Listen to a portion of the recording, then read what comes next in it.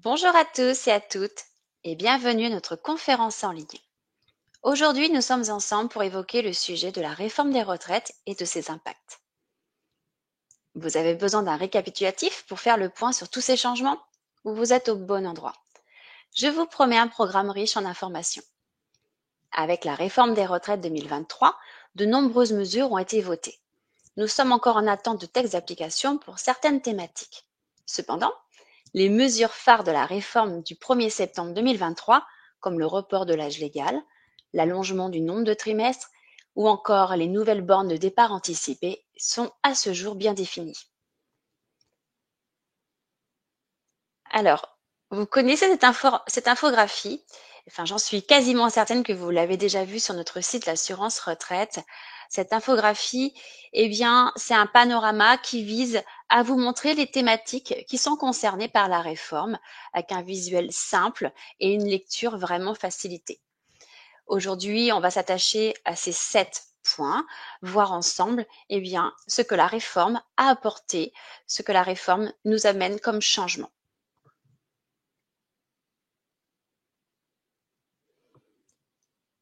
Avant d'aborder ces 7 points, il est important de rappeler qui est concerné, donc on va redonner le cadre de cette réforme. Toute personne née à compter du 1er septembre 61 est impactée, est concernée par la réforme du 1er septembre 2023. La réforme a été votée avant l'été, mais elle s'applique à compter du 1er septembre. Toutes les informations se retrouvent et sont à votre disposition sur le site l'assurance-retraite.fr et je vous invite vivement à vous connecter et même à créer votre espace personnel si ce n'est pas encore le cas.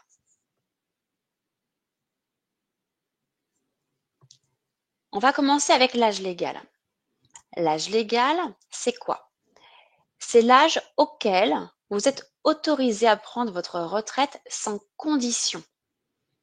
Il n'y a pas d'accord à demander à la CARSAT, c'est votre âge qui ouvre le droit de demander sa retraite. J'ai bien dit de demander, parce qu'il y a toujours une démarche de votre part.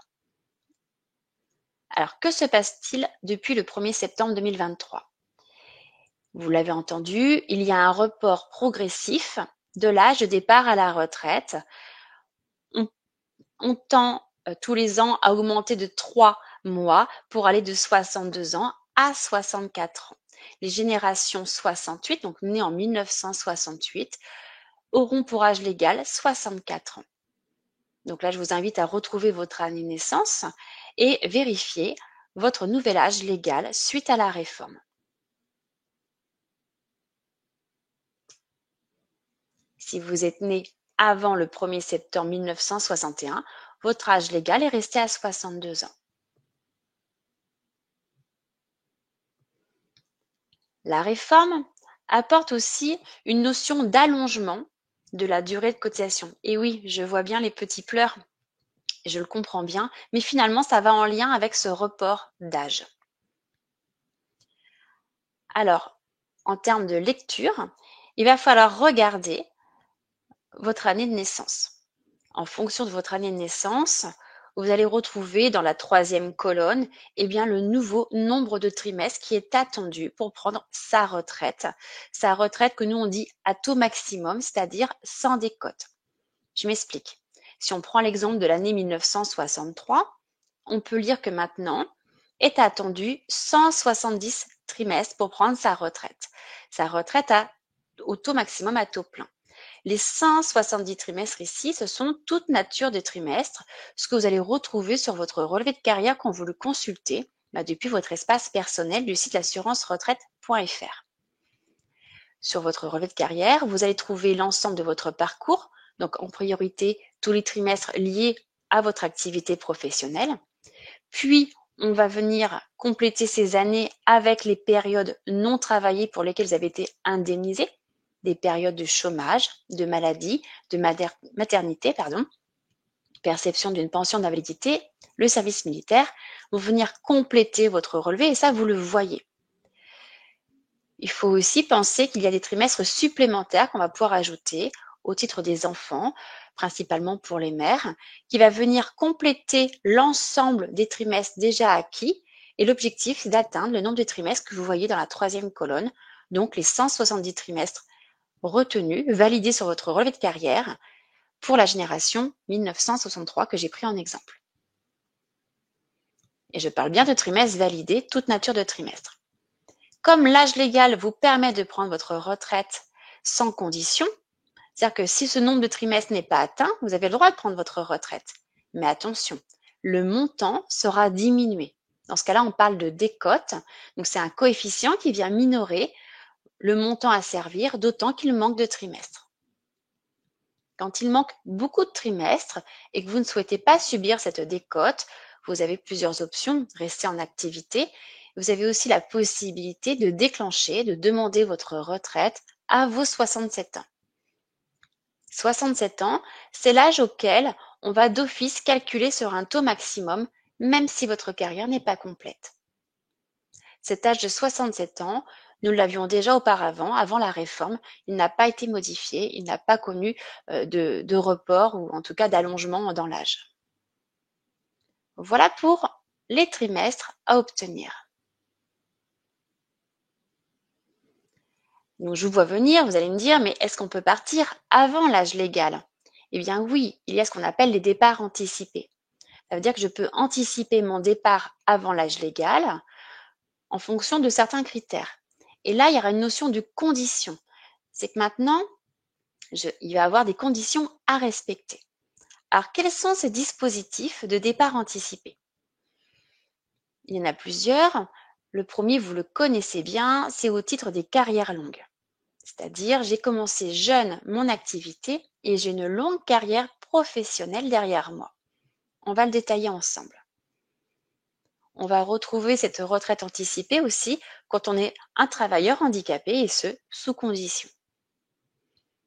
Ce qui change, c'est que maintenant on va être considéré comme départ anticipé les départs au titre de la santé. C'est-à-dire les départs quand on demande une retraite au titre de l'inaptitude, c'est-à-dire tout titulaire d'une pension d'invalidité, quelle que soit la catégorie, 1, 2 ou 3. Dès lors qu'on demande sa retraite au titre de l'inaptitude, c'est-à-dire qu'un certificat médical, ou bien quand on est déjà bénéficiaire de l'allocation adulte handicapé. On pourra aussi anticiper avant l'âge légal sans départ si on est titulaire d'une rente accident de travail ou maladie professionnelle, donc toujours sous condition. On parlera ici d'un départ à la retraite pour incapacité permanente. Autre possibilité, c'est ceux qui aujourd'hui exercent une activité dite pénible, c'est-à-dire vous êtes dans votre activité face à des situations dans laquelle votre santé, votre condition physique, eh bien du coup, est mise à l'épreuve. On a une liste d'activités et c'est votre employeur qui fait cette déclaration. Donc, il y a des seuils de pénibilité, des seuils d'exposition à ces facteurs de risque. Votre employeur en fait la déclaration chaque année et vous obtenez un courrier, si vous êtes concerné, vous indiquant le nombre de points qui vous concernent et que vous cumulez. Ces points, on peut en faire différents usages, mais ils peuvent aussi se traduire sous certaines conditions en trimestres. Et ces trimestres-là permettront d'anticiper par rapport à l'âge légal votre départ en fonction de votre nombre de points. Si vous êtes concerné, je vous invite à consulter un conseiller retraite, CARSAT, pour faire le point. Est-ce qu'il est intéressant de transformer ces points en trimestre? L'idée, c'est que ce soit le plus favorable pour vous, parce que parfois, votre carrière est déjà suffisamment remplie et finalement n'aura pas de plus-value en transformant ces points, peut-être les utiliser autrement. Alors, on va détailler ensemble la carrière longue. La carrière longue, son principe, c'est j'anticipe mon départ avant l'âge légal parce que je réunis deux conditions, une condition de début d'activité et une condition d'activité, c'est-à-dire de réunir un certain nombre de trimestres cotisés. Ce qui est nouveau avec la réforme, c'est qu'on va avoir des nouvelles bornes d'âge. Aujourd'hui, on en a 4 bornes d'âge, c'est-à-dire qu'on attend ce qu'il y a un début d'activité avant 16 ans, avant vos 18 ans, avant vos 20 ans, avant vos 21 ans. Plus précisément, c'est réunir 5 trimestres avant le 31 décembre d'un de ces âges. On peut abaisser ce nombre de trimestres à 4 si vous êtes né en fin d'année, c'est-à-dire en octobre, novembre, décembre. Ça, c'est une première condition. Cette condition, elle toute seule, ne suffit pas. Elle doit être cumulative, donc elle doit être avec une autre condition, qui est la notion de durée cotisée. C'est que maintenant, le nombre de trimestres qu'on a vu auparavant, par rapport à l'âge légal, ce même nombre de trimestres par rapport à votre génération, j'attends qu'il soit cotisé. Donc ici, il faut entendre des trimestres liés à votre travail, liés à votre rémunération, à votre cotisation sur votre activité professionnelle. Alors bien sûr que ces bornes d'âge, certes, elles ont évolué. On voit que pour ceux qui ont démarré avant 20 ans, le départ potentiel va démarrer à 62 ans, mais ce de façon progressive. Je vous montre, ça va dépendre de votre année de naissance. Le report de la carrière longue, donc qui était auparavant à 60 ans quand on réunissait les conditions avant 20 ans, avance progressivement vers 62 ans. Donc là, vous avez les années de naissance. On voit que 62 ans sera l'âge au plus tôt pour les générations nées en 70, vu que leur âge légal sera bien de 64 ans à ce moment-là. Donc l'idée, c'est de se repérer ici par rapport à votre année de naissance et de lire au plus tôt la date qui serait possible dans le cadre d'une carrière et d'une retraite anticipée. Cela dit, cet âge, il va falloir le coupler avec un nombre de trimestres cotisés. Donc on vous a remis, certes un peu en petit, mais si on reprend la génération 1963 comme exemple, on retrouve bien les 170 trimestres qu'on a vus tout à l'heure et maintenant je les veux cotiser. Pour vous aider à mieux comprendre le cotisé, eh bien, ce sont les trimestres, comme je vous l'ai dit, issus de votre activité. Dès lors que vous êtes salarié ou en tout cas en activité professionnelle, vous avez des revenus, vous allez cotiser sur votre revenu. Eh bien, ces trimestres-là sont dits cotisés. Et c'est les premiers trimestres que je viens récupérer, retenir sur votre carrière pour un départ anticipé. Je peux compléter votre carrière et plus précisément des années civiles s'il n'y a pas 4 trimestres par les revenus. Je peux venir compléter si une autre situation s'est présentée sur la même année pour vous. Ce sont des situations qui ne sont pas cotisées, mais je vais les tolérer, je vais les considérer quand même comme cotisées pour compléter votre carrière. Alors, quels sont-ils? Eh bien, ce sont des trimestres liés au service national avec un quota de 4. Donc, je ne peux pas retenir plus de 4 trimestres à ce titre-là. 4 trimestres de chômage indemnisés au maximum sur la carrière. 4 trimestres au titre de la maladie ou accident de travail. L'ensemble des trimestres maternité. Et ici, en fait, je parle bien des trimestres d'accouchement, le trimestre pour lesquels, mesdames, vous avez eu des indemnités journalières maternité, vous êtes à la clinique ou à l'hôpital. Ce ne sont pas les trimestres supplémentaires gratuits que nous pouvons vous accorder au titre des enfants. Ici, il y a perception d'IJ, donc indemnité journalière. 2 trimestres au titre de la perception d'une pension d'invalidité. Les trimestres liés au compte prévention de pénibilité. Ils sont considérés comme cotisés. Donc, les fameux points que vous pouvez obtenir chaque année et que vous allez pouvoir transformer potentiellement en trimestre. Et puis, 4 nouveaux trimestres, donc suite à la réforme du 1er septembre, qui sont au titre soit de l'assurance vieillesse des parents au foyer, donc c'est une prestation CAF qui vient alimenter votre relevé de carrière dès lors que vous êtes dans une situation où vous avez eu un enfant, au moins un enfant, que cet enfant, en fonction de son âge, en fonction des revenus du couple, la CAF est peut-être venue alimenter votre relevé de carrière. Ça se fait de façon automatique. Et si c'est le cas, je peux en retenir 4 trimestres à ce titre-là. Ou bien des trimestres au titre de l'AVA, donc assurance vieillesse des aidants. Et ça, c'est tout nouveau. Ce sont des trimestres qui vont se mettre en place à compter du 1er septembre 2023. Ce sont des quotas de trimestres qui peuvent s'additionner dans une carrière. On va bien sûr retenir tout ce qui est travaillé, mais je peux aussi retenir, par exemple, 4 trimestres de service national, 2 de maladie et 1 de chômage. Je peux venir combiner plusieurs situations, mais je ne peux pas dépasser le quota qui est ici indiqué.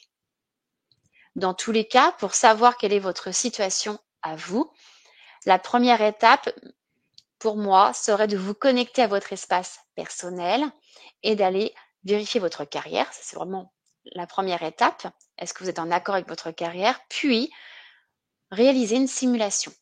Le simulateur vous indiquera la date au plus tôt à laquelle vous pourriez prétendre à une retraite en prenant en compte les carrières longues, donc les critères que je viens d'énumérer. Une fois que vous aurez fait cette étape-là, vous allez pouvoir nous demander confirmation de ce point de départ. Vous avez un formulaire qui s'appelle une demande d'attestation qui est à nous déposer donc via votre espace personnel.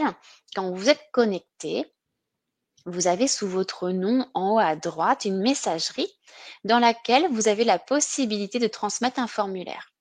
Donc ici, vous allez pouvoir nous transmettre votre demande d'études carrière longue pour qu'on vous confirme que cela est bien possible. On vous invite à le déposer 9 mois avant la date que vous aurez choisie ou en tout cas la date indiquée sur le simulateur. J'espère que pour vous, ces démarches sont bien comprises. Je vois des petits pouces, ça semble être le cas. Alors on va continuer. Lorsqu'on est un travailleur handicapé, on peut aussi anticiper son départ. Il y a des conditions à respecter. Il va falloir justifier d'une incapacité permanente de 50% ou d'un handicap comparable et être en activité en même temps. On va étudier le nombre d'années travaillées avec votre incapacité ou votre handicap et en fonction de cette durée, on va pouvoir déterminer au plus tôt un départ, sachant que ça s'échelonnera entre 55 ans et l'âge légal en fonction de votre nombre de trimestres cotisés. Même démarche, il y a aussi une demande d'attestation à nous déposer. Vous pouvez le faire aussi via votre espace personnel. C'est le même formulaire que pour les départs anticipés, si ce n'est que là, il est un peu vert et blanc, alors que l'autre était plutôt bleu et blanc. Donc, n'hésitez pas à déposer votre demande d'études. Alors, le simulateur, par contre, n'est pas en capacité de prendre en compte votre situation de santé. Il n'y a pas de petit onglet pour dire, moi, je suis un travailleur handicapé, j'ai une incapacité, j'ai un handicap. Si bien que là, je vous invite à faire la démarche de vous-même dans l'année de vos 54 ans pour qu'on puisse vous dire s'il y a bien un départ, bien peut-être à 55 ans ou à une date prochaine. Donc, j'espère que ce passage aussi est clair pour vous. Ça va me permettre de continuer. Je me fie, voilà, vos réactions. C'est parfait. On continue. Alors, ce qui change et ce qui est considéré maintenant comme un départ anticipé à 62 ans, ce sont les départs pour des motifs santé. On va retrouver tous les titulaires d'une pension d'invalidité, quelle que soit la catégorie, 1, 2 ou 3. On va y retrouver les bénéficiaires de l'allocation adulte handicapé, toute personne atteinte d'une incapacité constatée de 50%, et puis les demandes à titre d'inaptitude. Donc là, ça veut dire que c'est le médecin, votre médecin traitant, qui remplit un certificat médical que nous, on vous met à disposition et qui va être joint à votre dossier de retraite. Et le médecin de la sécurité sociale, donc de la caisse primaire, va venir étudier votre état de santé. Il peut éventuellement vous convoquer pour vous recevoir et puis vous poser des questions. À cette issue, eh bien, le médecin de la sécurité sociale statuera sur votre incapacité. Il sera favorable ou défavorable à cette inaptitude. S'il est favorable, on est dans toutes ces situations sur des départs à 62 ans. Donc, c'est anticipé parce qu'on est bien avant le nouvel âge légal qui tend à aller jusqu'à 64 ans maintenant. Donc, on est sur des départs anticipés et ce, dès 62 ans. Aujourd'hui, on va être sur des formulaires papier pour cette situation. Très prochainement, nous espérons pouvoir vous conseiller de le faire en ligne. Nous venons de voir les différentes situations, dispositifs de départ à la retraite. Je vois que vous me suivez toujours. Alors, on continue. Prochain sujet, c'est travailler et être à la retraite. Alors, vous le connaissez, je le sais, il y en a beaucoup qui rentrent dans ce dispositif, c'est la retraite progressive. La retraite progressive, c'est un aménagement de votre fin de carrière. Je m'explique.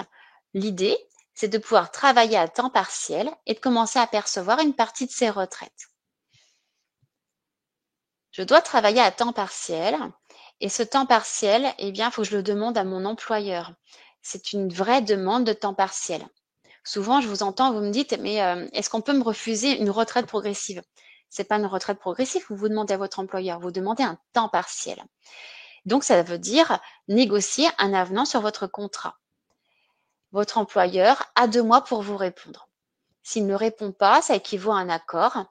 S'il est en désaccord, il doit du coup justifier son refus. Il doit le motiver. Ça, c'est la première étape, c'est obtenir un temps partiel. Vous êtes peut-être déjà à temps partiel. Alors, si vous êtes déjà à temps partiel, il y a une fourchette à respecter, hein, entre 40 et 80% de la durée légale. Si c'est déjà votre cas, eh bien, il n'y a pas à demander à votre employeur de réduire à nouveau l'activité, sauf si c'est votre choix. Toujours est-il, vous allez certainement pouvoir rentrer dans ce dispositif si vous remplissez les autres conditions qui sont de réunir 150 trimestres validés, c'est-à-dire toute nature de trimestre sur votre relevé de carrière. Pensez à ajouter comme les trimestres enfants supplémentaires qui ne figurent pas sur votre relevé, mais pensez à les ajouter pour atteindre les 150 trimestres au moment où vous allez me demander la mise en place de la retraite progressive. Et ce peut se faire 2 ans avant l'âge légal. Donc, il faut bien prendre connaissance de votre nouvel âge légal et cette demande de retraite progressive peut se mettre en place au plus tôt, eh bien 2 ans avant.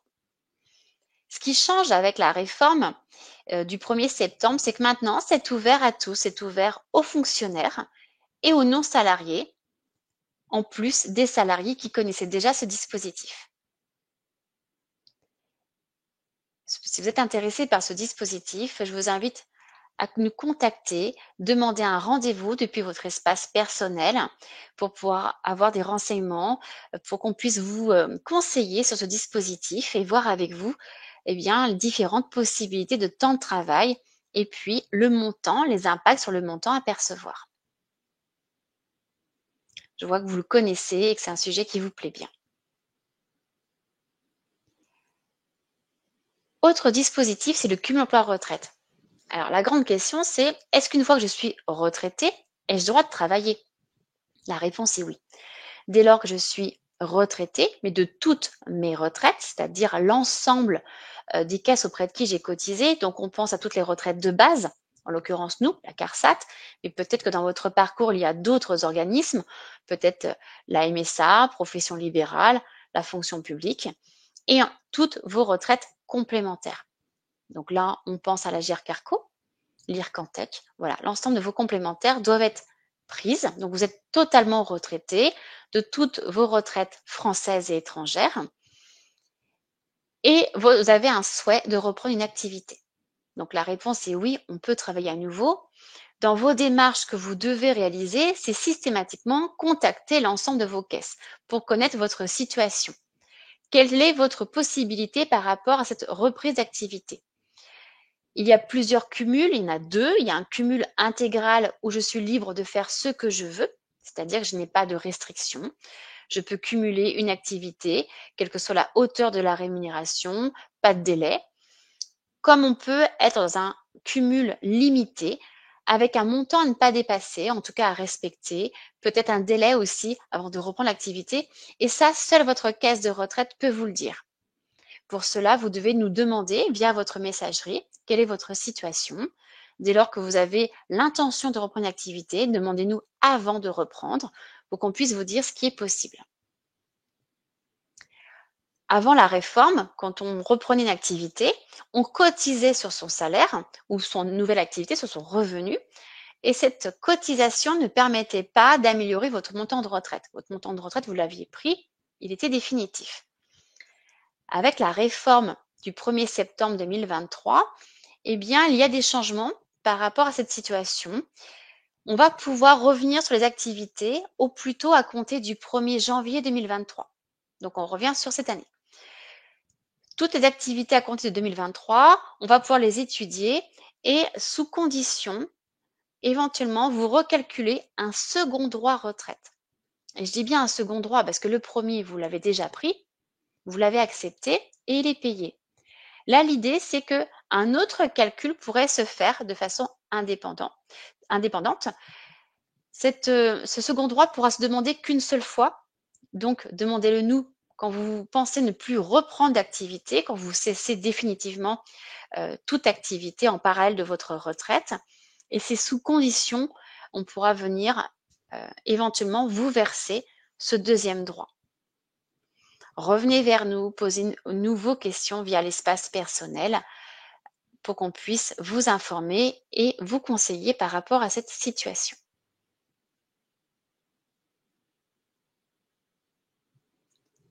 On arrive à la thématique de la famille parce que cette réforme a la particularité d'impacter de nombreuses thématiques, de nombreux points.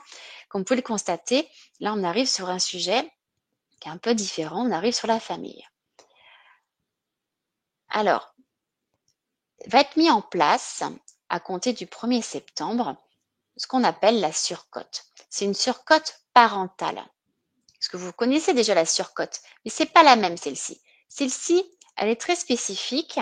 Elle est vraiment liée à une situation du coup de vie, c'est-à-dire qu'elle va venir augmenter votre montant de retraite, donc vos retraites de base, de 1,25% par trimestre travaillé, donc cotisé dans la limite de 5%, à condition déjà d'atteindre vos 63 ans, d'être toujours en activité à 63 ans, d'avoir réuni déjà votre nombre de trimestres nécessaires à vos 63 ans, ce qu'on appelle le taux plein.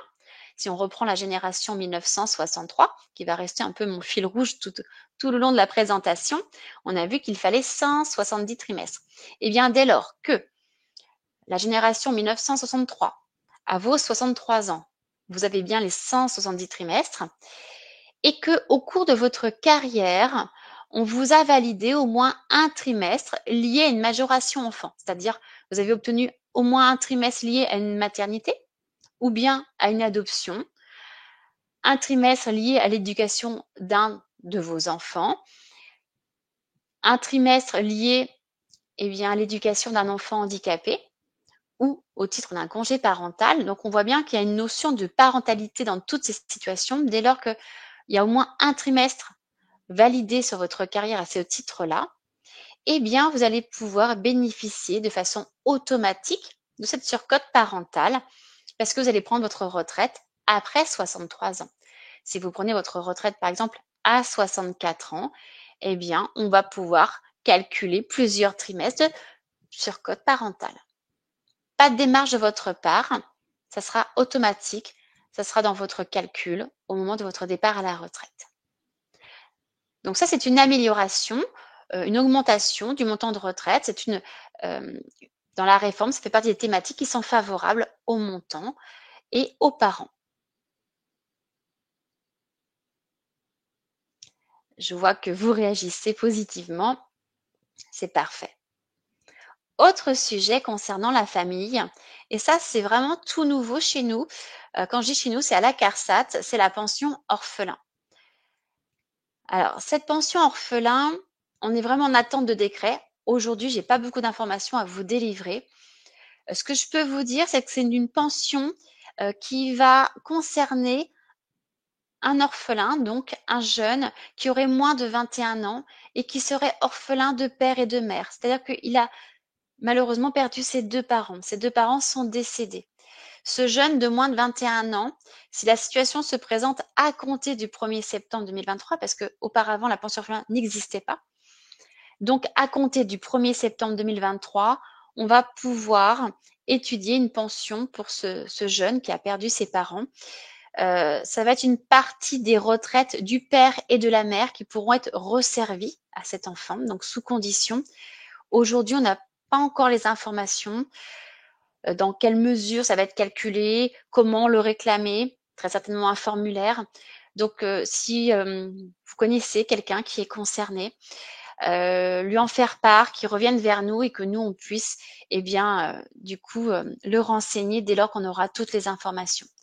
C'est vraiment tout nouveau, on est vraiment en attente de décret, mais cette pension orphelin a le mérite de prendre effet à compter du 1er septembre pour des situations quand même très délicates. Autre thématique, c'est quand vous avez de faibles ressources. Donc, vous êtes retraité, vous avez de faibles ressources. Qu'est-ce qui se passe? Eh bien, vous allez pouvoir demander ce qu'on appelle le minimum vieillesse. Ce terme-là, vous le connaissez. Minimum vieillesse, eh bien, c'est quoi en fait? C'est une aide. C'est une allocation de solidarité aux personnes âgées, qu'on appelle l'ASPA du coup. Cette allocation, eh bien, elle vient compléter vos ressources. Et je dis bien vos ressources, parce que ça complète certes vos retraites que vous percevez, et toutes vos retraites, ça vient vraiment, j'ai envie de dire, au bout de tout ce que vous avez pu demander et bénéficier comme prestation. Une fois que vous avez fait le tour de cela, vous allez pouvoir venir demander cette aide. Elle vient s'ajouter à vos retraites, bien sûr, base et complémentaires, françaises et étrangères. Et on va aussi prendre en compte vos ressources personnelles autres, c'est-à-dire peut-être des placements financiers, des biens immobiliers que vous avez en dehors de votre maison d'habitation, puisque ça peut être générateur de ressources. Donc, je retiens un pourcentage de cette situation que je viens ajouter à vos montants de retraite. Ça va me déterminer un montant de ressources mensuel. Si ce montant est inférieur à un certain plafond, eh bien, je vais pouvoir venir vous servir pour compléter vos ressources, cet ASPA.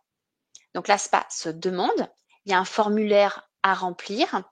Alors, à quel âge on peut demander l'ASPA? Eh bien, l'ASPA se demande à 65 ans. Donc, on a vu qu'on peut partir à la retraite avant, ça s'échelonne, mais l'ASPA va venir se demander uniquement à compter de 65 ans. Alors, cet âge peut abaisser à 62 ans si au moment de votre départ à la retraite, un état de santé pour vous est reconnu. Donc, 65 ans quand on n'a pas de problème de santé, et si au moment de votre départ à la retraite, le motif santé a été reconnu, mais vous êtes donc parti à 62 ans à la retraite, eh bien là, vous allez pouvoir le demander. Alors, quels sont ces plafonds? Donc, les plafonds évoluent chaque année. Je vous ai indiqué les plafonds 2023. Si vous êtes seul, le plafond de revenus à ne pas dépasser est de 961 euros et 0,8 centimes. Si vous êtes en couple, 1492 euros et 0,8 centimes brut par mois. Je vous donne un exemple. Si l'ensemble de vos ressources, et vous êtes seul, s'élève à 950 euros, je peux verser la différence pour aller à 961,8 centimes, soit 11 euros et 8 centimes au titre de l'ASPA. Pour bénéficier de cette allocation, vous devez résider sur le territoire français au moins 9 mois l'année de versement de cette allocation. Ce qu'il faut savoir aussi, c'est que c'est recouvrable sur votre succession. Au moment de votre décès, la CARSAT va se rapprocher de votre notaire et demander s'il y a une succession. Je prends un exemple. Si vous léguez aucun bien, il n'y a donc pas de succession. Vos héritiers n'ont rien à rembourser, je vous rassure, ils n'ont rien à payer. Si vous avez une succession qui est au moins égale à 100 000 euros sur le territoire métropolitain et 150 000 euros en Outre-mer, eh bien là, la CARSAT va venir récupérer des sommes que nous avons servies au titre de l'ASPA. Nous sommes sur une allocation de solidarité qui se récupère au moment de la succession, si cette dernière le permet. Donc voilà pour les faibles ressources, comment on peut venir compléter ces ressources. Autre dispositif qui évolue au 1er septembre, c'est l'augmentation du montant minimum. Alors, souvent, vous oubliez qu'il y a ce calcul qui est automatique, qui est déjà ajouté à votre montant de retraite lorsqu'on prend sa retraite et qu'on réunit des conditions, alors des conditions d'attribution qui sont bien précises, principalement d'avoir un taux maximum, un taux de 50%, eh bien, et que vous avez pris toutes vos retraites, on va déterminer votre montant à servir. Ce montant de retraite est lié à vos cotisations, à votre activité. Mais après, on va venir le comparer à un minimum. Cette comparaison elle est automatique. Et quand vous répondez aux critères, eh bien, on vient vous le servir de façon automatique avec votre montant de retraite. Vous le voyez sur votre notification de retraite. Je vous ai mis ici un exemple où on voit retraite personnelle avec le montant calculé. Donc ça, c'est vraiment lié à ce que vous avez cotisé. Et puis on voit en dessous majoration du minimum contributif. On est venu vous calculer cette retraite minimale et on est venu l'ajouter de façon automatique. Il n'y a aucune démarche de votre part à faire. Si vous ouvrez droit, eh bien le calcul se fait tout seul et vous pouvez le voir sur votre notification de retraite. Alors, avec la réforme, eh bien, on va réétudier de façon favorable ce minimum. Pour cela, bien sûr, le calcul, il sera en fonction eh bien, des conditions, de votre nombre de trimestres, de votre pourcentage de retraite.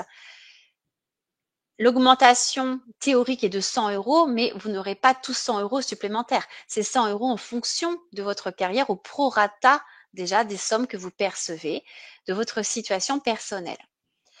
Il y a deux situations. Il y a ceux qui prennent leur retraite là, à compter du 1er septembre, donc date où s'applique cette revalorisation de ce minimum. Eh bien, pas de démarche. Elle sera automatiquement revalorisée, votre retraite. Le minimum va déjà prendre en compte l'effet de la réforme du 1er septembre 2023. Pas de démarche à effectuer. Vous êtes déjà retraité. Donc, vous êtes retraité avant le 1er septembre 2023 et vous percevez cette majoration. Eh bien, on va venir aussi la revaloriser, la recalculer, mais ça va se faire au cours de l'année 2024. On ne va pas pouvoir reprendre toutes les situations tout de suite, on va le faire par vague.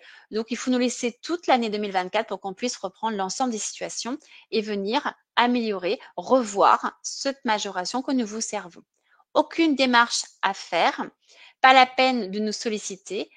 Pour les anciens retraités, si je peux dire ça comme ça, toute personne retraitée avant le 1er septembre, on va faire cette mise à jour du minimum, mais on le fera au cours de l'année 2024.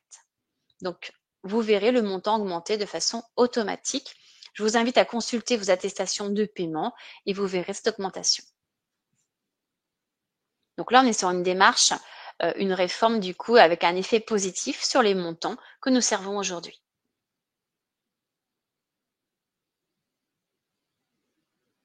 Alors, pour finir avec vous, je vais vous exposer d'autres nouveautés, des situations nouvellement prises en compte.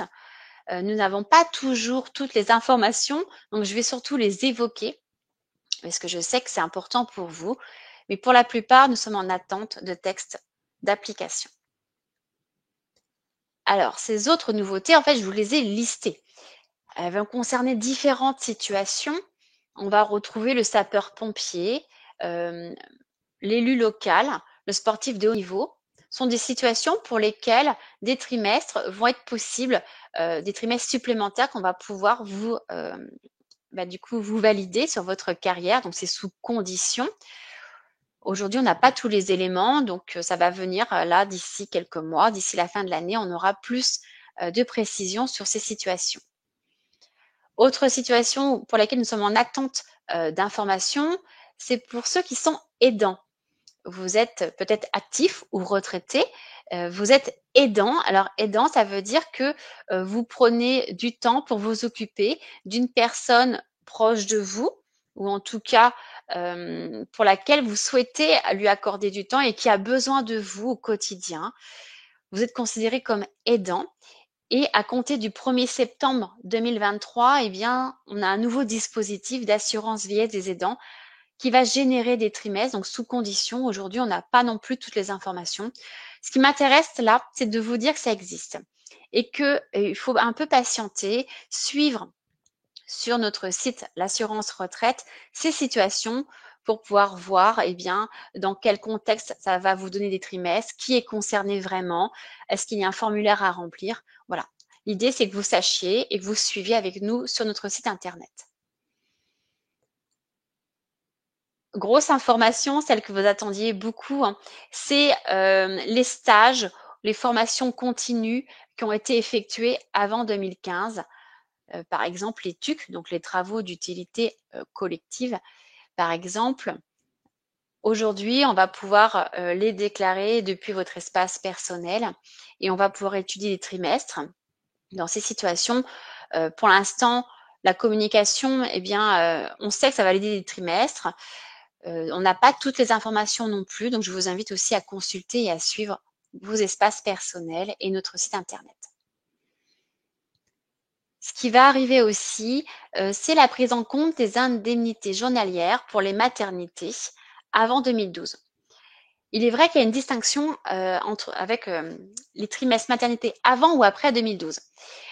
Les situations après 2012, on avait déjà cette notion d'indemnité journalière que nous prenions en compte dans le calcul, mais ça ne s'appliquait pas avant 2012. Donc là, on va le faire.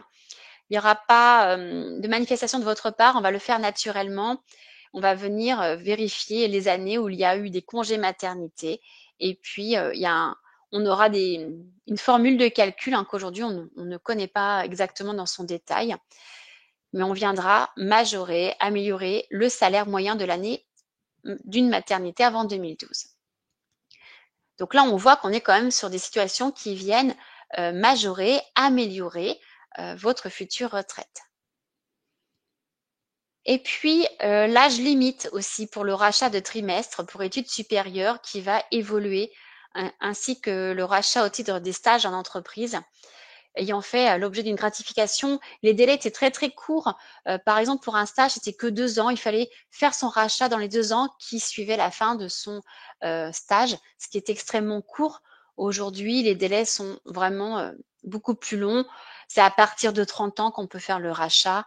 Voilà, on sent qu'on vient vraiment sur des situations qui se présentent aussi et qui se réfléchissent finalement un peu plus tard dans sa carrière, donc qui permettront maintenant bien d'être rachetés si besoin à une date ultérieure, bien après ses années d'études ou en tout cas son stage. Retrouvez toutes ces informations sur notre site. C'est vraiment la consigne que je peux vous donner.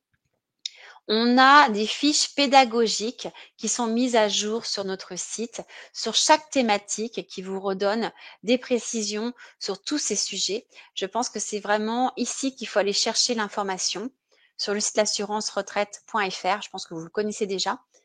Pour ceux qui découvrent, c'est vraiment, j'ai envie de dire, la source d'information réforme. N'hésitez pas à les consulter. Et puis, je vous souhaite de bien préparer votre retraite et votre futur départ. Passez une bonne journée et à bientôt.